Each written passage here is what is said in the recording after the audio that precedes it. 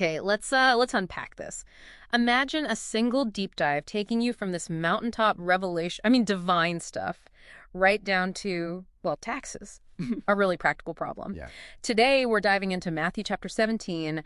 It's just packed with these surprising moments and pretty profound teachings. Absolutely. And our mission for you today really is to pull out the key nuggets here.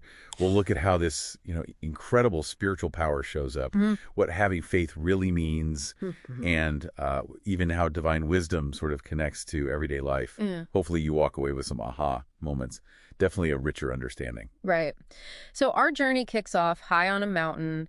Jesus takes Peter, James, and John, and then, well, this is where it gets really interesting. Yeah. His appearance just completely transforms. His face shines like the sun. His clothes become dazzling white. Just brilliant. Yeah. And if that wasn't enough, Moses and Elijah, huge figures from history, they just appear right there, talking with Jesus. And Peter, being Peter, his immediate reaction is, hey, let's build some shelters.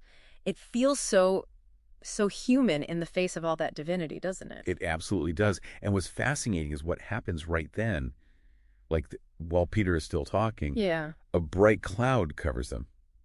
And a voice from the cloud declares, "This is my son whom I love. Yeah. With him I am well pleased. Listen to him." Whoa. This isn't just like a light show. It's this ultimate divine stamp of approval. It tells everyone clear as day who Jesus is. God's son. Exactly, God's chosen son. It echoes his baptism, but now you've got Moses and Elijah there too, sort of bridging the whole Old Testament law and prophets right to Jesus. That's the weight behind listen to him. That is powerful. And then after all that, they come down the mountain, and the disciples have this question, it seems a bit puzzling, about Elijah. Why do they think Elijah had to come first? Well, connecting this to the bigger picture, you see, Jesus clarifies things.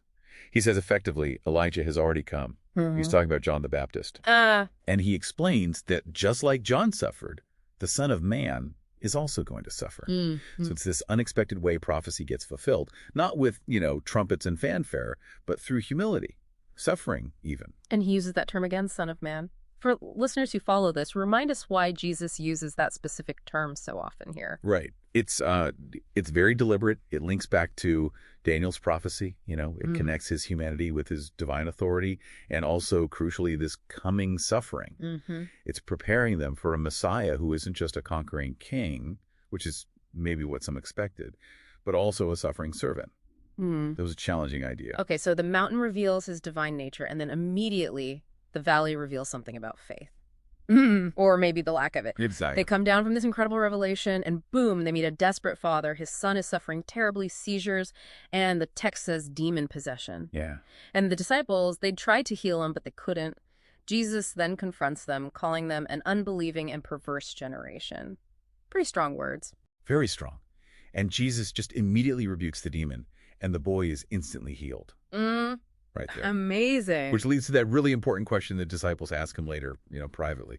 Why couldn't we drive it out? Right. And Jesus's answer is just so direct, isn't it? A real challenge. Because you have so little faith. Truly, I tell you, if you have faith as small as a mustard seed, you can say to this mountain, move from here to there, and it will move. Nothing will be impossible for you. And that mustard seed analogy, it's key. It wasn't just that it's tiny. People knew mustard seeds grew into these surprisingly large bushes, right? Right. So Jesus is showing that the quality of your faith, and maybe more importantly, the object of your faith, who you actually trust, matters way more than how much faith you think you have. So even a tiny bit of real faith. Placed in the right source, yeah. It has this exponential power. Such a contrast. From his power on the mountain, the disciples struggling, and then this teaching. But it wasn't all just about miracles. Jesus quickly brings them back to a pretty sobering reality. Yeah, he does. He predicts his death again. Says he'll be delivered into the hands of men, killed, and then raised on the third day. It's heavy. You can imagine the disciples just filled with grief, probably confusion too, even after seeing his power. Absolutely.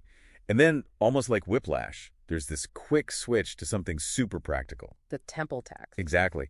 Collectors come up to Peter in Capernaum asking, "Doesn't your teacher pay the temple tax?" And Peter sort of confidently just says, yes, he does. Huh.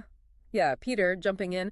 But Jesus, already knowing this happened, he kind of gently pushes back, doesn't he? He asks Peter about kings and taxes. Right. Do kings tax their own children or other people? Leading Peter to agree, well, The children are exempt. So Jesus is making a point. Yeah. As God's son, he's technically exempt. The principle is established, but then to avoid causing unnecessary offense, you get this really surprising, almost kind of funny solution. Yeah, this part's amazing. Jesus tells Peter, go down to the lake, throw in a line, catch the first fish, open its mouth, and you'll find a 4-drachma coin, which, by the way, was the exact amount needed for the temple tax for 2 people. 1 coin. Wow. What a journey in one chapter. From the highest spiritual peak, that transfiguration, down to a deep lesson on faith, and then this miraculous coin in a fish's mouth. It really shows you the sheer breadth of Jesus's power and teaching. It really does. And what's so remarkable about the fish thing, it isn't just the miracle itself. It's Jesus's, incredible pragmatism. How so? Well, he could have just made the coin appear, right? Poof. But he uses this natural process, fishing, even though the outcome is miraculous. Ah, interesting point. It shows power being used, yeah. But not just for show. It's for something as, mundane as paying a tax to avoid conflict. It shows respect for earthly systems, even while he's clearly above them. So thinking about all this, what does it mean for you, listening right now? Maybe consider how these stories challenge your own view of faith. Right. Is it just for the big, dramatic, mountain-moving stuff? Or does it actually apply to the everyday practical things, too, like figuring out a tricky situation, or maybe even, finding a solution for that metaphorical tax bill in your own life? It really makes you wonder, doesn't it, how much divine wisdom, maybe even provision we might just overlook in our normal day-to-day routines. Something to think about.